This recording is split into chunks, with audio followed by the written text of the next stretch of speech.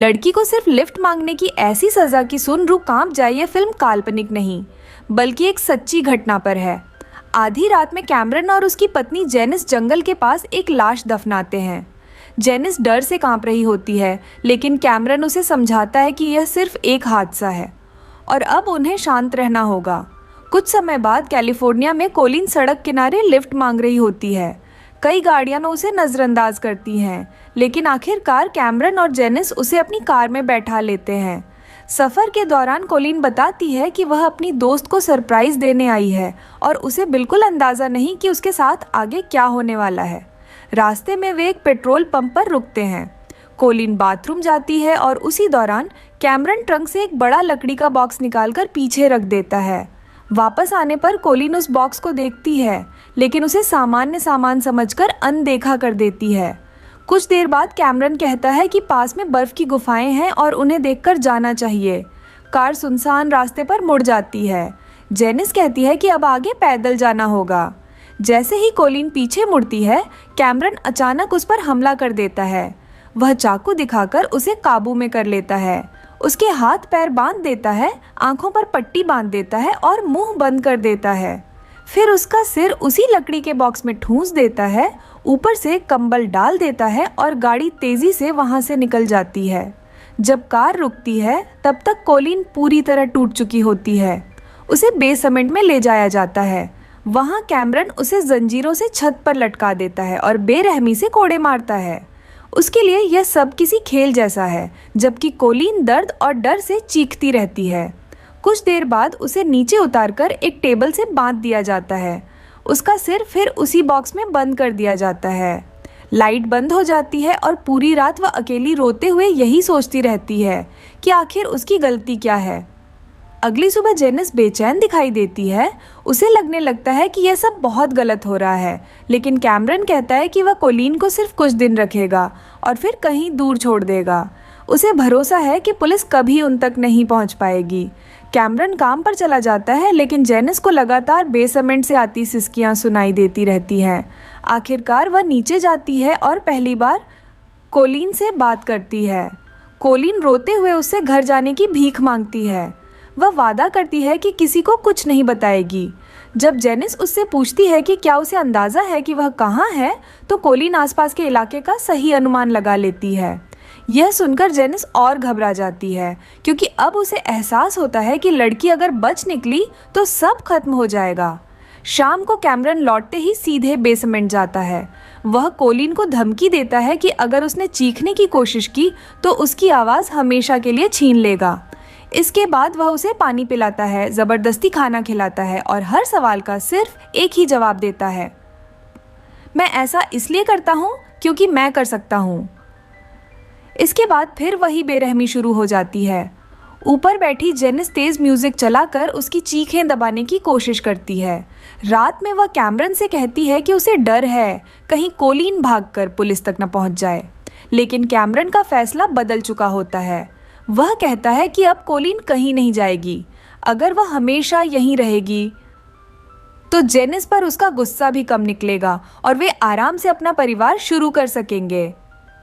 Janice यह सुनकर चुप हो जाती है। वह सिर्फ एक शर्त रखती है कि कैमरन कभी कोलिन के साथ अपनी गंदी चाहत पूरी नहीं करेगा। कैमरन बिना झिझक हाँ कह देता है, लेकिन उसके चेहरे से साफ पता चलता है कि उस पर भरोसा करना सबसे बड़ी भूल होगी। कुछ दिन बाद कैमरन बेसमेंट में एक नया लकड़ी का बॉक्स तैयार करता है। इस बार यह इतना बड़ा होता है कि पूरा इंसान उसके अंदर बंद हो सके। वह कोलिन को उसमें घुसने के लिए मजबूर करता है। ढक्कन बंद होता है, ताला लग जाता है, सिर्फ सांस लेने के लिए एक पाइप छोड़ा जाता है। अब उसकी पूरी दुनिया उसी छोटे से अंधेरे बॉक्स के अंदर सिमट जाती है। घंटों, फिर दिन, कोलिन धीरे धीरे अपना मानसिक संतुलन खोने लगती है। खुद को संभालने के लिए वह कल्पना करती है कि वह अपने घर वापस पहुंच चुकी है, लेकिन हर बार उसकी आंखों के सामने वही अपहरण और अपने परिवार की यादें लौट आती हैं। दूसरी तरफ कई दिन बीत जाते हैं और जब कोलिन अपने घर से कोई संपर्क नहीं करती तो उसका मकान मालिक उसके माता पिता को फ़ोन करता है। परिवार भी उससे बात नहीं कर पाता और आखिरकार पुलिस के पास पहुंचता है। लेकिन क्योंकि कोलिन बालिग होती है और उसके अपहरण का कोई सबूत नहीं मिलता, इसलिए पुलिस सिर्फ रिपोर्ट दर्ज करके मामला वहीं छोड़ देती है। उधर बेसमेंट के उस अंधेरे बॉक्स में बंद कोलिन को इस बात का बिल्कुल अंदाज़ा नहीं होता कि बाहर की दुनिया धीरे धीरे उसे भूलती जा रही है, जबकि उसकी असली कैद अभी बस शुरू हुई है। करीब 6 महीने बीत जाते हैं। जेनिस गर्भवती हो जाती है और उसे लगता है कि अब कोलिन को छोड़ देना चाहिए, लेकिन कैमरन साफ मना कर देता है। उसका कहना है कि अगर कोलिन बाहर गई तो सीधा पुलिस के पास जाएगी। समय गुजरता रहता है। घर का मकान मालिक कई बार बेसमेंट में लगे फर्नेस की सर्विस करने की बात करता है। कैमरन हर बार कोई ना कोई बहाना बना देता है, क्योंकि उसे डर है कि कहीं उसका राज खुल न जाए। इसी दौरान कैमरन एक नया खेल शुरू करता है। वह कोलिन को यकीन दिलाता है कि दुनिया में एक गुप्त संगठन है जो इंसानों को गुलाम बनाकर बेचता है। अगर कोई गुलाम भागने की कोशिश करे तो यह संगठन उसे ही नहीं, उसके पूरे परिवार को खत्म कर देता है। अपने झूठ को सच साबित करने के लिए वह कोलिन के परिवार की तस्वीरें और उनका पता दिखाता है। फिर एक नकली गुलामी का कॉन्ट्रैक्ट उसके सामने रख देता है। डर और मानसिक यातना से टूटी हुई कोलिन उस पर बिना विरोध किए हस्ताक्षर कर देती है। यहीं से उसका ब्रेन वॉश पूरी तरह शुरू हो जाता है। अब उसका नाम भी बदल दिया जाता है। उसे सिर्फ के कहकर बुलाया जाता है। कैमरन उसका मास्टर बन जाता है और जेनिस उसकी मैडम। उसे नियम सिखाए जाते हैं। बिना पूछे बोलना मना है। हर आदेश तुरंत मानना है और जैसे ही अटेंशन शब्द सुनाई दे, उसे सब कुछ छोड़कर तय जगह पर जाकर सिर झुकाकर खड़ा होना है। धीरे धीरे कोलिन हर आदेश बिना सोचे मानने लगती है। एक दिन सफाई करते हुए उसे एक बाइबल मिलती है, लेकिन जेनिस तुरंत वह किताब उससे छीन लेती है और कहती है कि उसकी ज़िंदगी की कोई कीमत नहीं है, वह सिर्फ दर्द सहने के लिए यहाँ है। उधर मकान मालिक की शंका लगातार बढ़ती रहती है, इसलिए कैमरन फैसला करता है कि अब यह घर छोड़ने का समय आ गया है। कुछ महीनों बाद पूरा परिवार एक नए सुनसान घर में रहने लगता है। यहीं जेनिस एक बच्ची को जन्म देती है, जिसका नाम एम्बर रखा जाता है। कोलिन सब कुछ अपने बंद बॉक्स के अंदर से सुनती रहती है। 2 साल गुजर जाते हैं। अब वह इस घर की नौकरानी बन चुकी है। छोटी सी गलती पर भी उसे कोड़े मारे जाते हैं। जेनिस भी अब पहले जैसी नहीं रहती। कई बार उसे सच्चाई पता होती है, फिर भी वह चुप रहती है। कैमरन लगातार नई नई झूठी कहानियां सुनाकर कोलिन को डराता रहता है। वह कहता है कि जो गुलाम भागते हैं उनके साथ इतनी भयानक यातनाएं होती हैं कि मौत भी उनसे बेहतर लगती है।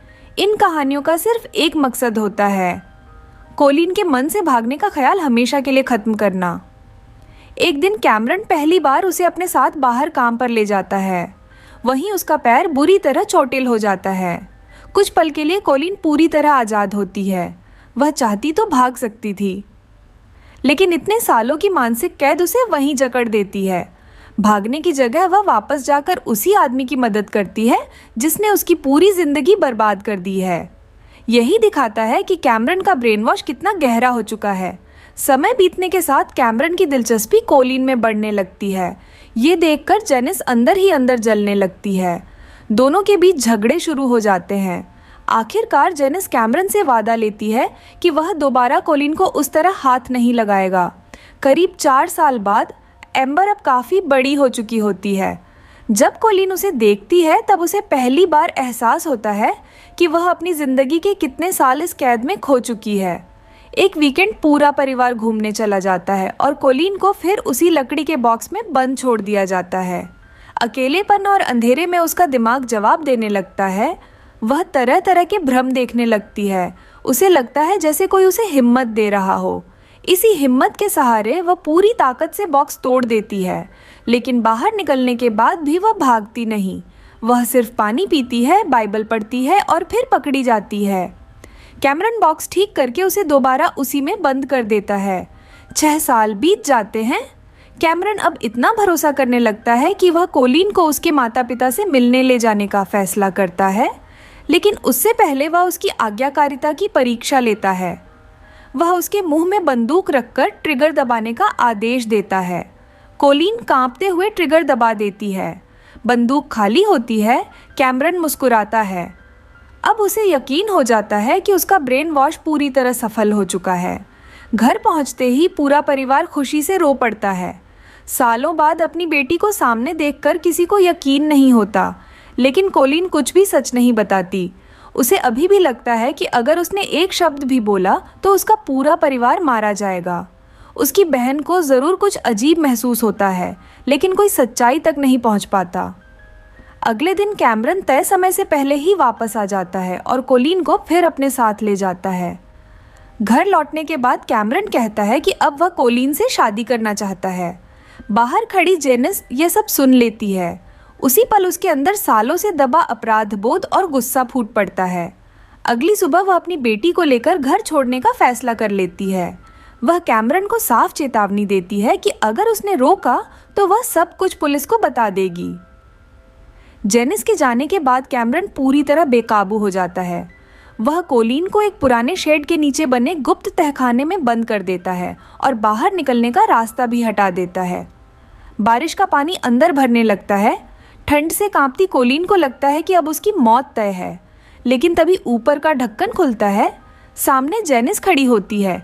वह उसे बाहर निकालती है और पहली बार पूरी सच्चाई बता देती है। कोई गुप्त कंपनी कभी थी ही नहीं। सब कुछ कैमरन का बनाया हुआ झूठ था। वह यह भी कबूल करती है कि कोलिन से पहले उन्होंने एक और लड़की का अपहरण किया था और कैमरन ने उसकी हत्या कर दी थी। यही अपराध बोध उसे सालों से अंदर ही अंदर खाता रहा। बस स्टेशन पहुंचते ही कोलिन की आंखों से जैसे पर्दा हट जाता है। उसे एहसास होता है कि 7 साल से वह एक झूठ पर भरोसा करती रही। वह आखिरकार अपने घर लौटने वाली बस में बैठ जाती है। फिल्म के अंत में बताया जाता है कि यह कहानी एक सच्ची घटना से प्रेरित है। कैमरन को 104 साल की जेल की सज़ा मिलती है। जेनिस अपने पति के खिलाफ गवाही देने के बदले कानूनी छूट हासिल करती है। वह दूसरी लड़की की हत्या की बात भी कबूल करती है, लेकिन उसकी लाश कभी नहीं मिलती। करीब 7 साल की इस अमानवीय कैद से जिंदा बाहर निकलने के बाद कोलिन कहती है कि उसे टूटने से बचाए रखा तो सिर्फ उसके विश्वास और उम्मीद ने।